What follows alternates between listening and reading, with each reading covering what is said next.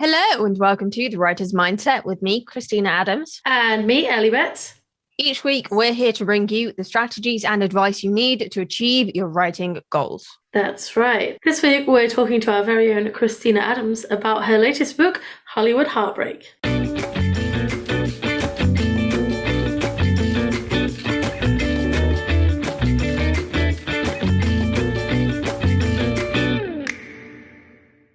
So then, as we've never done this before, just so you are aware, Kristina Adams is an author, poet, and blogger from the UK. She has published 16 books, is a freelance content marketer specializing in health, SaaS, and marketing, and happens to be my favorite co-host of the Writer's Mindset podcast. In her spare time, she likes to hang out watching mummy documentaries with her dog Millie and inflicting strange cooking experiments on her boyfriend. Today, I will be picking her brain about her latest book, Hollywood Heartbreak, and that, in a strange turn of events, the book ended up torturing her as well as her torturing her characters. Thank you for that lovely intro. And I would just like to point out, I have branched out into Egyptian documentaries now, not just mummy documentaries, purely because I exhausted all the mummy ones. No worries, I'll change your new intro, it's no problem. Before we get into it, I'd just like to say a big thank you to our patrons for supporting us to put this podcast together. As a patron, you get early access to episodes, bonus content, and our undying gratitude for supporting all the work that goes into creating these episodes to help inspire and motivate you. To find out more, visit patreon.com/writers mindset. Today, before we get into the meat of it, we're going to play a little game and we're going to do Pet Ownership Room 101. So, Ellie, what would go into your Pet Ownership Room 101? Well, it seems like something very small. It seems like something that most people don't run into. And yet, my cat Frankie, who I'm sure you've all seen, always decides to wake up when I'm trying to record. He was asleep all day earlier, all day. Hours and hours, napping, changing position, changing location, kind of following me around the house a bit, but napping. As soon as I sat down to record, he wanted to scratch in the box. He wanted to attack some packaging that I had. He started playing with the doorstop, which he'd never done before in his whole life. Just wouldn't shut the fuck up, basically, is what I'm trying to say. And if I could, I would just put that very annoying little trait into Pet Ownership Room 101. It's like he knows and he's like, no, you're not giving your attention to this crap. I'm getting it. Exactly. He's saying, fuck this. It's not important. Who needs a podcast anyway? Give me all of your attention. Yeah, background noise isn't a big deal. It doesn't ruin things or anything. No, definitely not. No, it's definitely not really awkward to edit out, right? Not at all. What about you? What would you put in Pet Ownership Room 101? So I thought this was just a Millie thing, but I've spoken to a few other dog owners recently and they have actually said that their dogs do the same thing. And Millie has this thing where she won't poo in the back garden, but also she doesn't like walking. You're making her do something she doesn't want to do in order to get her to do something that she needs to do. And of course, she doesn't understand why it's important, but she resents you for walking her and having to walk her further because she hasn't been yet, or taking her on multiple walks because she hasn't been yet. And it's become such a thing in our house that she now has multiple punny nicknames related to it that we say kind of more and more the more annoyed we get with her. Like one of the ones we use the most is Brewdog because she's, brewing. She's brewing. And she is, amusingly, the laziest dog I've ever met. She just doesn't want to go out. She just wants to sleep on the sofa and cuddle up to you, which is adorable. She does, yeah. She is me in dog form, basically. This is such a thing. I've written a poem about it. Do you want to hear the poem? Yes, I want to hear the poem. Absolutely. Okay, so this is called Brewdog. You stand at the door watching the rain, infuriated. It's that time again. How has it come around so fast? Why can't the emptiness just last? You whimper and step back. Not falling for a nonsense claptrap. It may be your garden, but it isn't your loo. There's no way you're using it for a poo. We put on your coat and your lead. Thankful at least you've peed. You glare at us, not wanting to go, but you have to, Forward, stop, forward, sniff. For some reason, a poo sends you in a tiz. You hate to go, but feel better when you do. How did we end up with a dog afraid of a poo? That's incredible. I absolutely love it. I love that your dog not wanting to poo inspired you to write a poem. That's amazing. It's just such a ridiculous thing. She resents going for a shit. Genuinely. You Bizarre. see either the hatred or the fear in her face every time she has to go. It's like, dog, it's one of those things like, you know how we can ruminate on things and it stops us from doing things? It's the exact same thing with her. She's overthinking pooing. She genuinely does, because she will walk, stop. And it's like, dog, this would be a lot easier if you just walk and then shit and then walk some more. She knows it's coming though, so that's why she still keeps stopping, I think. Yeah. So, oh no, I know what this means. I don't wanna. Oh, 100%. Yeah, 100%. Oh, that's adorable. Bless her. Anyway, moving on from poo. Yes. Shall we get into your interview? Yes, let's go. So, as I said, today we are talking to Kristina all about the process of writing Hollywood Heartbreak and what it taught her, even after so many books. First and foremost, then, how does it feel to finally have finished writing and editing Hollywood Heartbreak? It's really hard to put into words, because this was just a really stressful process, not just because of the book itself, but everything that happened while I was writing and editing it. And you put the two together and it's a bit of a mindfuck. And there was a lot of parts of the process that we're going to cover in this episode that were deeply stressful. And so in a way, it is kind of a relief. And even though I only really started writing this in July, it feels like it took a lot longer. And I don't know why, because what happens in New York and the Ghost Call both took me close to a year. New York was just over a year and Ghost was just under. And yet this feels like it was longer. Does that make absolutely any sense whatsoever? It does make sense. And I think part of the reason for that, right, is the big issues that are tackled in it. Obviously, the book physically may not be as long, but emotionally it took a bigger toll on you. Oh, it's longer. It's my longest book since What Happens in London, but yeah. Well, that's why it took longer then. Well, it's a little bit longer. London is 120,000. New York is 92, and this is 87. And most of the other Hollywood books are 70 to 80. And this, I think I added about 15,000 words after I got beta notes back, because they were like, this needs more depth and that needs more depth. And you need to explore this that you haven't explored. And, you know, that obviously made my brain hurt. But it's funny because this was the book I was the most excited to write in the series. And while it wasn't specifically writing this book that made me want to quit last summer, it was certainly a part of that thought process, because I was just so emotionally drained from some of the topics that are covered in it. That makes sense, and that ties into why it feels so much bigger, and as well why you feel so relieved to have finished it, right? It's a big project. You're allowed to feel relieved after finishing a big project.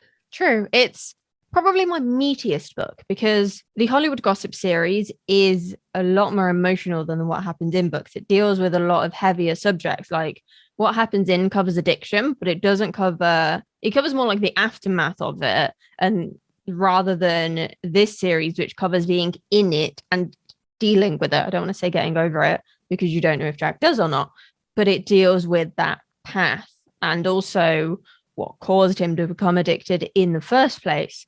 And then you've got Tate with her eating disorder. You've got her issues with her adoptive parents and her birth parents. You've got the pressures of fame and how those feed into Tate and Jack's relationship, and also how being famous and in an interracial relationship affects them as well.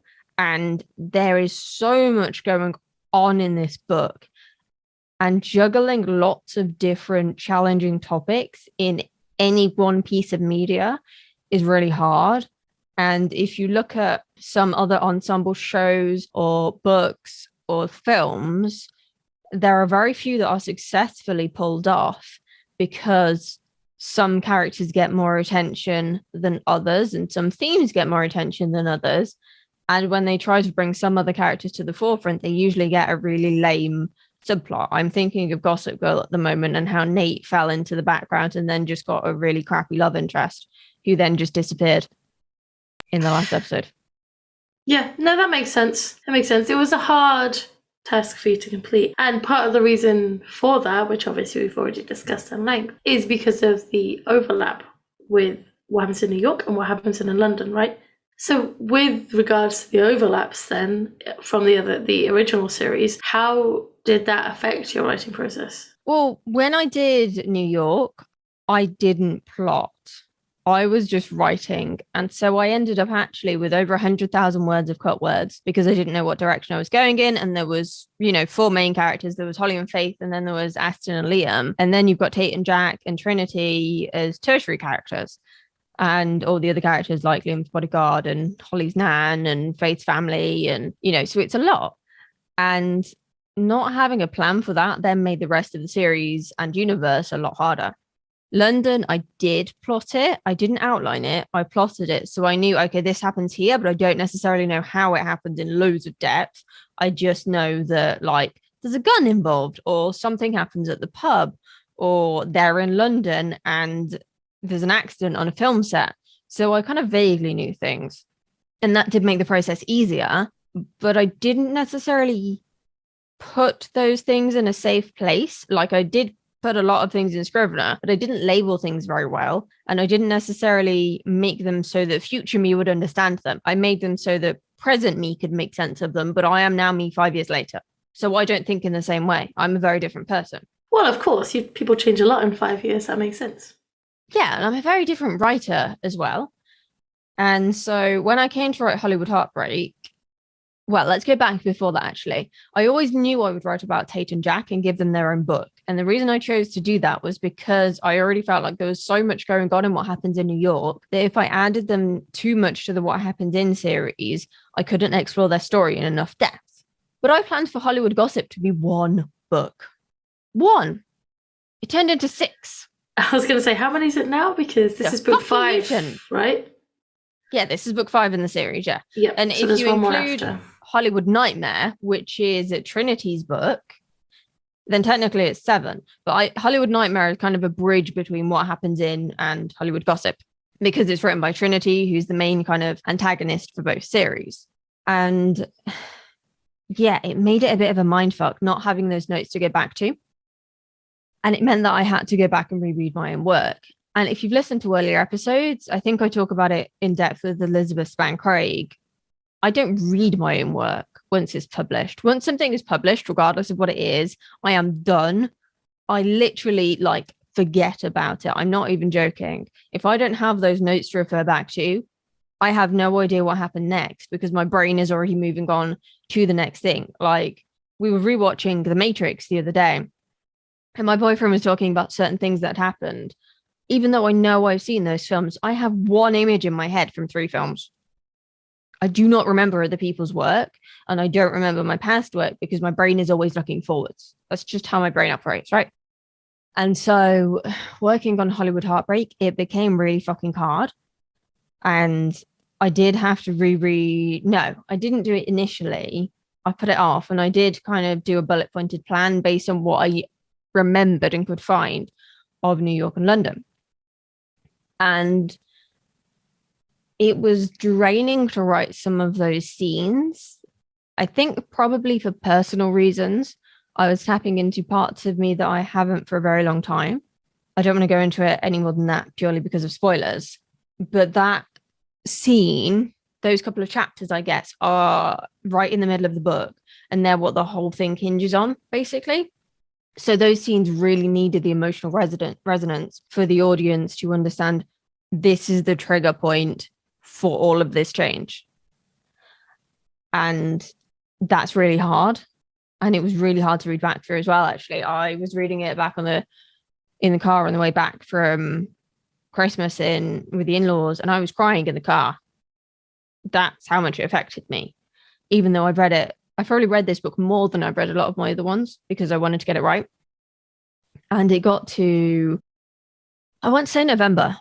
And I was like, I really can't put off rereading my own work any longer. I've got to get over this. I've got to get this book finished. It's kind of hovering over me, but it wasn't so much the book hovering over me. It was the thought of going back to my old work and almost reliving who I was 5 years ago, how naive I was, how, I guess naive is the best word I can think of. I don't like revisiting old me very much. I'm very much of a looking forward kind of person. Just to clarify, you're talking about rereading what happens in New York and what happens in London to feed into what Hollywood Heartbreak, yeah? Yeah, and to check things like, because Tate changes her hair quite a lot. And I didn't write down when she changes her hair in the timeline. So Tate's got like 3 or 4 different hairstyles over the course of those books. And for the sake of consistency, I need to be consistent with those. And I chose not to mention 1 or 2 of them because I felt like it didn't add anything. But some of them, it's important. Like something I almost forgot is that at one point, Holly, who's a redhead, changes her hair to dark brown. And that's a significant moment for her because it shows her emotion. It shows how she's feeling. And at another point, she wears a blonde wig. And those things matter, the same as it matters when Tate cuts her hair from really long to short. Because when a woman does change her hair, or when anyone does, it might not just be a female thing, it's usually because of a dramatic emotional change, and it reflects that. I had red hair for 15 years, and now I have dark brown balayage because I'm older and more mature. I feel like I'm talking like my granny, for fuck's sake. I'm 31. You're not, it's fine. What? I'm not 31. Okay. No, you're not talking like it's your granny. Pretty sure you are still 31. Yeah.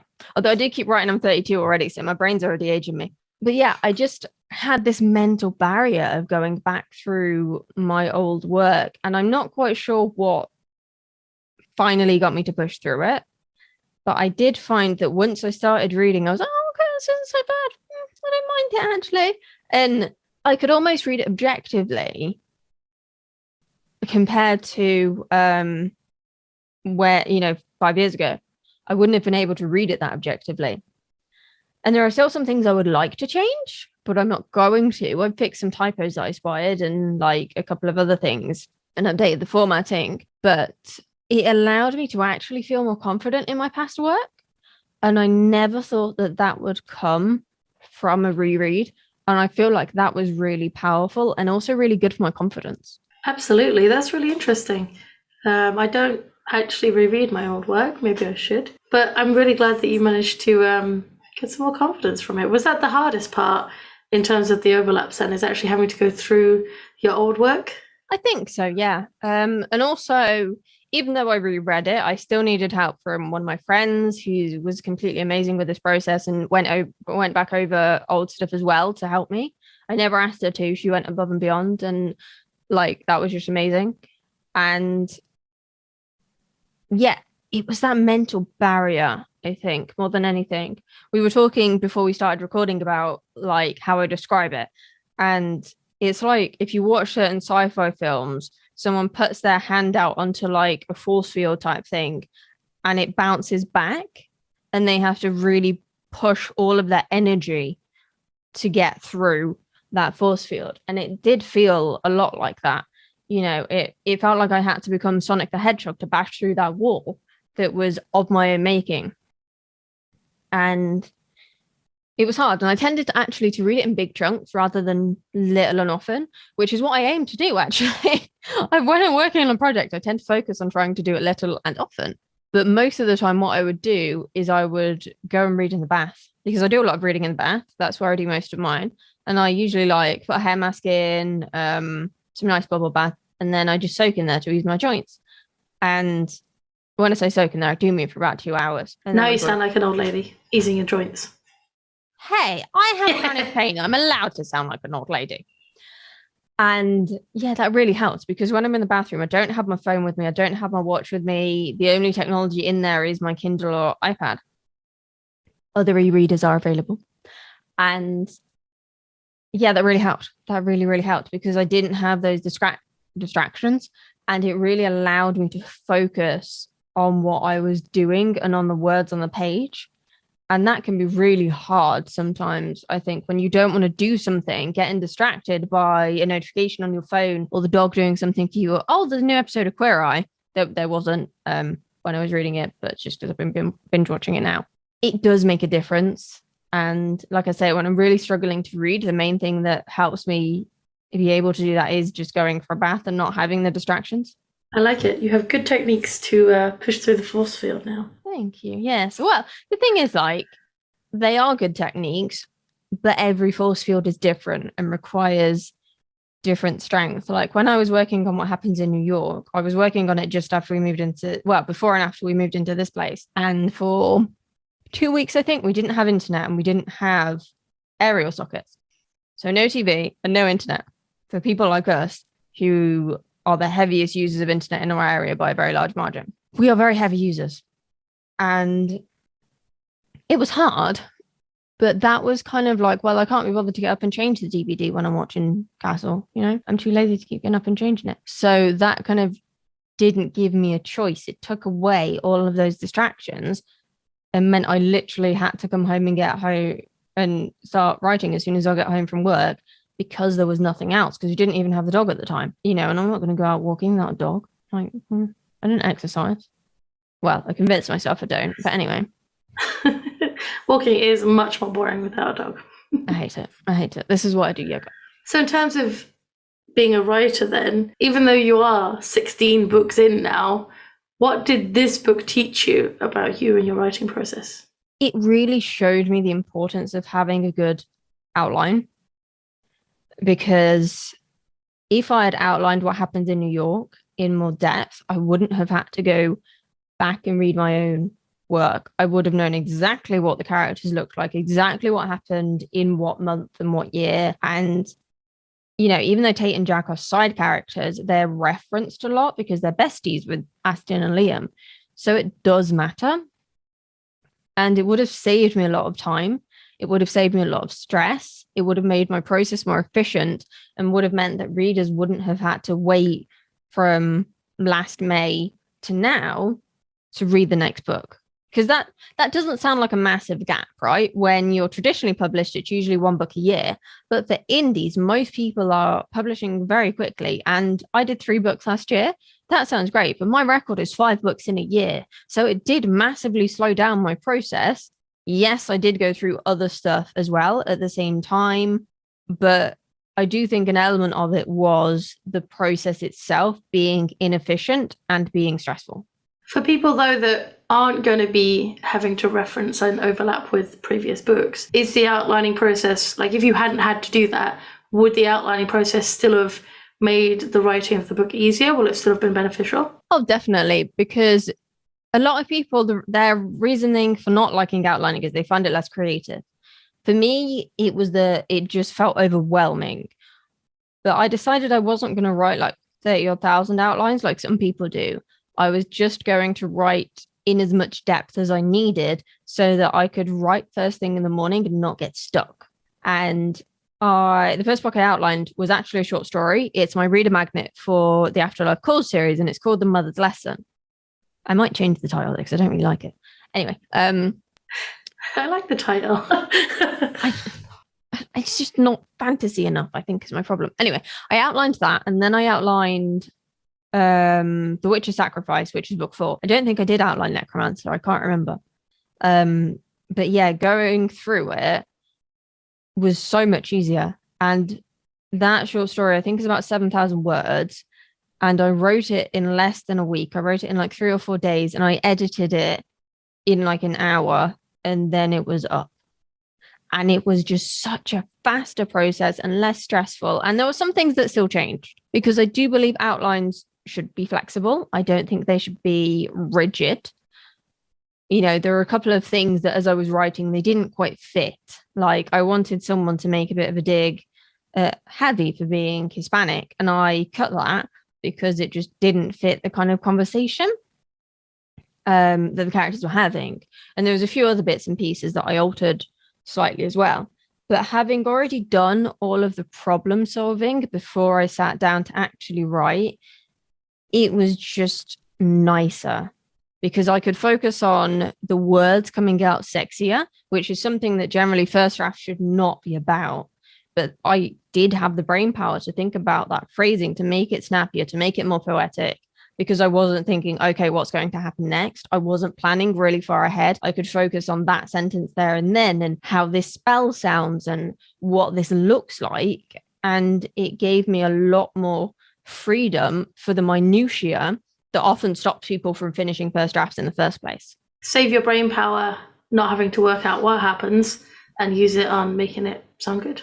Yeah, just as a segue, are you comfortable sharing a little bit about your outlining for Alex Warrington? Because I know you were reluctant and we tried it and then it changed things. Because I just have a really vivid memory of during a writing sprint. No, it wasn't during a writing sprint, I don't think. It was, we were doing something or you were writing on your own. and you just like had a massive brain fart and couldn't think of what happened next? Yeah, so I'd never outlined before, to be honest with you. I'd kind of roughly planned, and I'd kind of roughly planned mostly in my own head for Alex Warrington book one.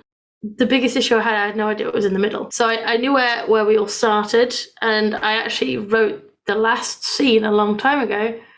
But as I was writing further and further in, I just felt lost because I didn't know what was going to happen. I didn't know what was needed to happen. I just hadn't spent any time thinking about it. And then when I was at your house, you and Millie helped me plan it all out on sticky notes, which was really good. That you were asking really good questions like, what happens next? Why does that happen? How does that work? You know, does this need to happen before that or after that? Things like that.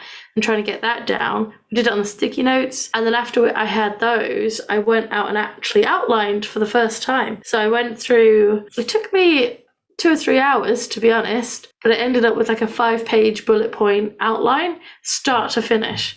So I took the sticky notes and added more detail. And in doing that, now when I sit down to write, I already know what's coming.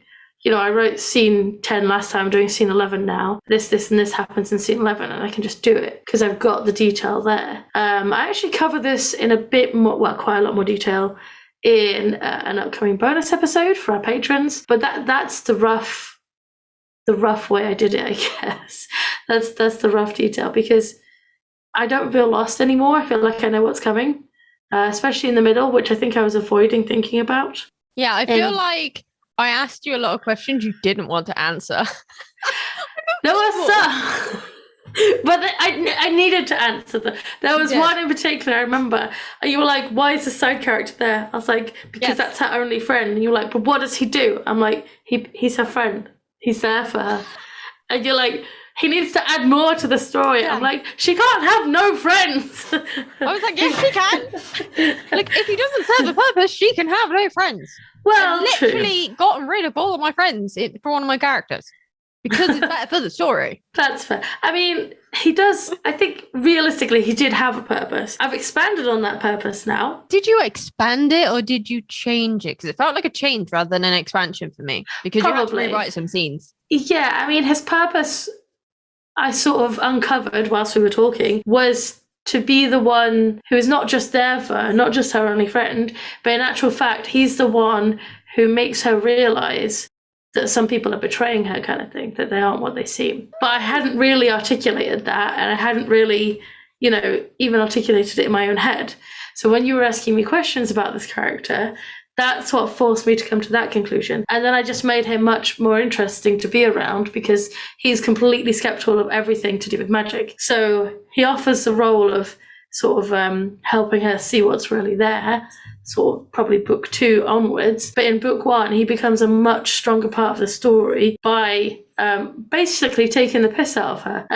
And a lot of scenes, that's the scene I was telling you about, where they're like, it's not going to make any sense out of context, but they're looking for a wand for Alex, basically. And he's just ripping shit out of her the whole time. They're out. He's there, like, he's being supportive. He's being a good friend. He is taking the piss the whole time. And that just makes it more interesting. And there's obviously other scenes that he's in that make it more interesting too, but that I enjoyed.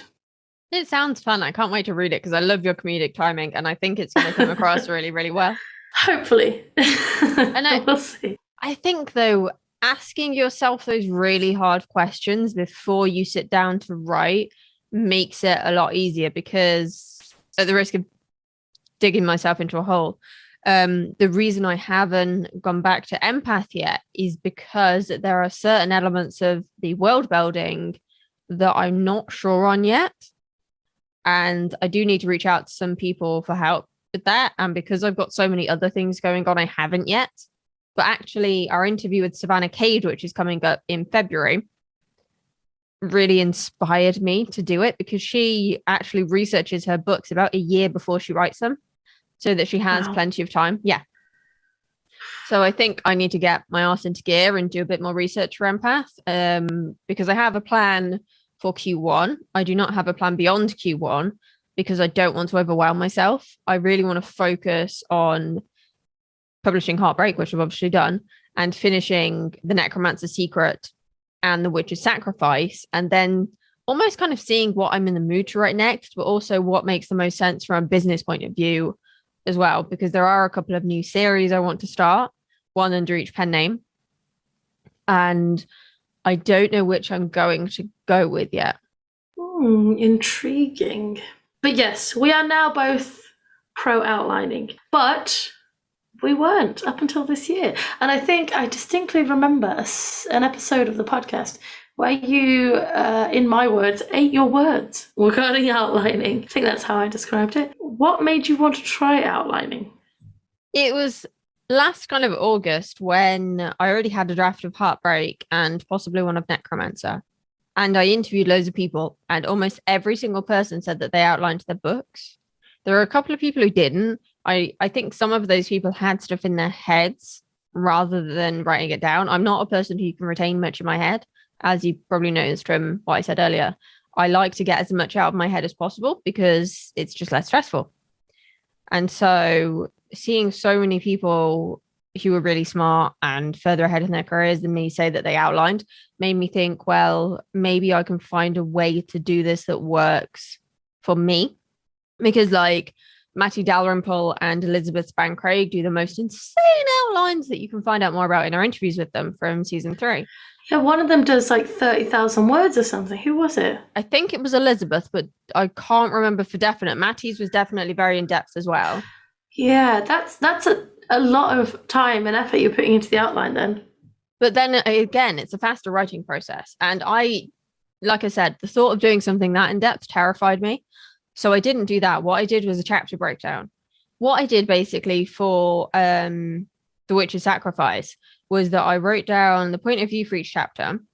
And then I wrote down what happens in it. And I tried to pull out as much detail as possible. So like if they're stroking an animal while having a conversation, that's usually relevant in my books. Like the animals have a purpose. They're not just props.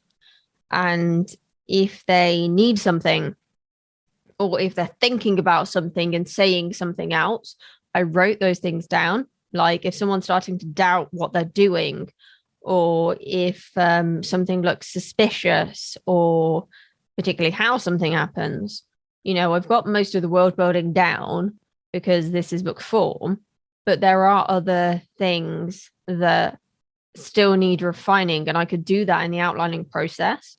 And I can't remember how long my outline is, if I'm being completely honest. I think it's only a couple of thousand, if that. What it really helped me to realize is that I always forget subplots, whether I'm bullet pointing or outlining. I'm really bad for it because we used an analogy in an earlier episode of gaming. I don't like side quests in RPGs. Side quests piss me off because I just want to know what the main story is and I want to finish it. I live for the side quests. I hate them. They wind me up because I just want to know what the main story is, and then I want to go back and do the side quests after. And that's how I feel with my books. So if the benefit of outlining basically is that my brain can get to the end of the story, but then go back and fill in the side quests as well, because the subplots of the story do have to be relevant to what is going on in the book. And that's a lot harder to fill in retrospectively, which is something that I did for The Mummy's Curse. And thankfully, people have been very nice about The Mummy's Curse, even though I did that. I love The Mummy's Curse. Thank you. But it was a lot harder. I basically sat down and wrote a short story about Neve and then filled it in and had to check for inconsistencies. And there nearly was something that I almost forgot, which was that Neve was injured in one chapter because of the side plot, and then she was fine in the next chapter. And if I hadn't gone back through and read the book backwards, I wouldn't have picked up on that inconsistency. That's interesting. I like that. I think it's good to know that the interviewees inspired you to try outlining, but also good to know that you've learned a lot about yourself and your process from doing that. Not just the fact that it makes it easier, but that you discovered you keep missing. Well, not keep missing. You occasionally neglect the subplots. It's interesting. It's interesting that you learned that about yourself. I think part of it is because I am technically trained to write short stories, but everything I have learned about plotting is self-taught. Because even though I did creative writing for 4 years, we didn't do very much on plotting at all. And there certainly wasn't anything on subplots or side quests or whatever you want to call them. And so I've got to teach myself that stuff. And that's why it's usually secondary, because I'm so busy focusing on that kind of arc that you get in a story. That's probably backwards for people watching. But anyway, so yeah, it's something I have to be consciously aware of. And I think one thing I've really learned is that the best writers, as I've said before, have a business background and they self-teach writing, and they are fully aware that it is an ongoing journey that doesn't necessarily have an end, but that's the beauty of it at the same time.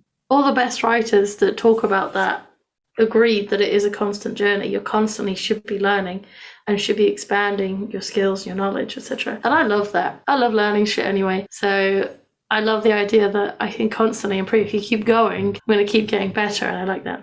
Yeah, and kind of reflecting back, I do think I learned more last year in terms of writing, because I did 5,000 words a day this time last year for Hollywood Destiny. And that was my fastest turnaround for a book.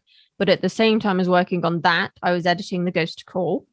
And I learned a lot about fantasy writing and world building from doing that. And Alexa, who we also interviewed about world building, taught me a lot, pushed me very hard. And then The Mummy's Curse, like I say, it taught me about subplots. And Hollywood Heartbreak taught me a lot about the process and why certain things are better or easier. And it also really pushed me to go to parts of my head that I am not always comfortable with. It was almost therapeutic in some ways, particularly in a similar way to what happens in Paphos. And if you've read what happened in Paphos, you will be able to connect the dots, possibly. But I'm not going to say any more than that because of spoilers. But like tonally, it's a Hollywood gossip book, but it's also on par with pushing the characters as far as what happens in Paphos does. Interesting. Yes, no spoilers for our audience. One more thing I did want to bring up then is that you changed the opening scene to Hollywood Heartbreak multiple times. I think that would be interesting for our writers to learn why you did that. I don't remember what my original plot for it looked like, and I don't think I've got it anymore. But for me, the original opening was Jack at a party, which is kind of typical Jack, you know? And as I was writing the book, I thought, I need something else before this. And I ended up changing it and focusing on Tate. And then I thought, hang on a minute, there's a big gap here between the end of the last book and the start of this one. And people need that gap filling in. And so I kind of filled it in like one chapter, and it turned into a bit of a prologue. And the notes I got back from Alexa basically said, you need to push Tate harder. We need to feel her journey because she's had it slightly easier than Jack. And this is kind of her make or break moment. Because, like I said, Hollywood Gossip was meant to be just one book. One. And my brain turned it into 6. So this book is almost the long dark night of the soul for both characters. Particularly the start of the book for Tate, and then like later on in the middle for Jack. And this is what really turns them into the characters that we know and love from what happens in books. You know, the people who are there for others, who support them, who use their platforms and their money to help others lead better lives, essentially. You've seen bits of it before, like Tate helps homeless people, and Jack doesn't really do anything selfless.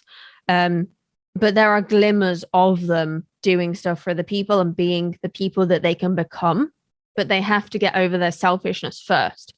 And I know that when people read Hollywood Gossip, they were very surprised at the fact that Tate was the bitchy one and Trinity was the nice one, because in the What Happens in books, it's the other way around. Hollywood Gossip is set several years before what happens in, and so they have to go through a journey to get there. And this book is really, it's the heart of their journey, essentially. You know, for them to go through such a metamorphosis, it has to be challenging and it has to push them. But also, I think it had to push me as a writer because of what those topics are. That's interesting. So the beginning of the book now answers all those questions, I assume, and adds in lots more suffering for Tate. Yeah, pretty much. Yeah. I mean, Tate's always described as a bit of a princess by most of the characters. And she's really had a gradual downfall in the series. But at the start of this book, she's really at her worst. And she comes to an epiphany that, what she's doing is stopping her from living the life that she wants. And how is she allowing that to happen? It's contradictory. And Tate is a massive control freak. And she needed to realize that actually she does need to let go of some things to be able to live the life that she wants. And I actually rewrote that scene where it happens to her a couple of times, because the first one, I felt like it was a little bit too rushed and it didn't explore what she went through and how she felt in enough depth. And I rewrote it, and I think I might have doubled or tripled the length of that scene, but it's so much stronger for it. And it's a very emotional scene for her. But I think for readers, it will be more about understanding her psyche rather than emotional, if that makes sense. That makes sense. It's going to be an interesting insight to one of your characters. I'm excited. Hopefully. I mean, Tate and Jack are two of my favorite characters, but they are more, I don't want to say more complex, that feels wrong. They are harder to write because I think they are further away from how I think a lot of the time. Yeah, I would say that's a good way of putting it, because there are things I have in common, like Jack's anxiety and Tate's need for control, but a lot of it is very different. I'm not an addict. I don't have an eating disorder. I'm not famous. I've never been famous. I don't have the complicated love lives of either of them. And so that really requires a degree of empathy and understanding that only comes from a lot of research and an open mind, and also twisting yourself to fit something very, very different than what you are used to. And one of the reasons that I said I don't know what I'm going to write after The Witch's Sacrifice is because I might just write something that's a little bit easier. Still a fun read, still nice for me to write, but that's just a bit easier. Yeah, I'd say you've earned a break. Like, I love writing. I have fallen back in love with it, and I can't wait to get into Necromancer and Witch. But the more I think about it, the more I'm leaning towards doing my Aussie romance, purely because that idea is older than what happens in Hollywood universe. I came up with it in 2007, and it's kind of grown since I came up with it. And I feel like it would just be a really fun thing to write. And I could probably do it fast enough, particularly with my new system, but also just because it's easier and it's probably a novella, to bring it out in the summer, which is the peak time for that genre. COVID you say probably a novella. I am picturing at least a trilogy. Duology at the moment. I had the plot for book 2 before I had the plot for book 1, because I changed the plot for book 1 because it was originally standalone, but now I can make it work in what happens in Hollywood universe. It's just that it's different characters that people don't know. So it's still the same universe. There'll still be references to some people like Luke from Behind the Spotlight and possibly Holly and Cameron. But because they're in Australia, and aside from Tate recording a film there is a bigger gap in terms of both distance and flexibility, because there's not an overlap. There's just kind of cameos, like what Paige Toon does with a lot of her books. And we know how much you're obsessed with Australia. Slightly. Back to Hollywood Heartbreak. When can our lovely listeners get a copy of it? Well, it is out on the 25th of January. So it should actually be out by the time this episode goes live. And it is wide. Ooh. So it's on Amazon, Apple, Kobo, Google, Barnes & Noble, Angus & Robertson, some library platforms I can't remember the name of. So yeah, wherever you want. And if you find a platform it's not on, let me know and I'll see what I can do. Did you find this episode enlightening? Don't forget to hit that shiny, shiny subscribe button so that you never miss an episode. Or if you're watching on YouTube, make sure you hit like and subscribe. It helps other writers find our videos and lets us know what kind of content you want more of. And you can support The Writer's Mindset over on Patreon for less than your favorite coffee a month. We have some exciting stuff coming up on Patreon, including the outlining bonus episode I mentioned earlier, social media mindset content, as well as email marketing mindset. Come and join us to grab your bonus episodes now. I didn't think you'd actually say that as I wrote it. I'm a professional. I go by the script. Visit patreon.com/writers mindset today to join our gang. See you next time. Keep writing.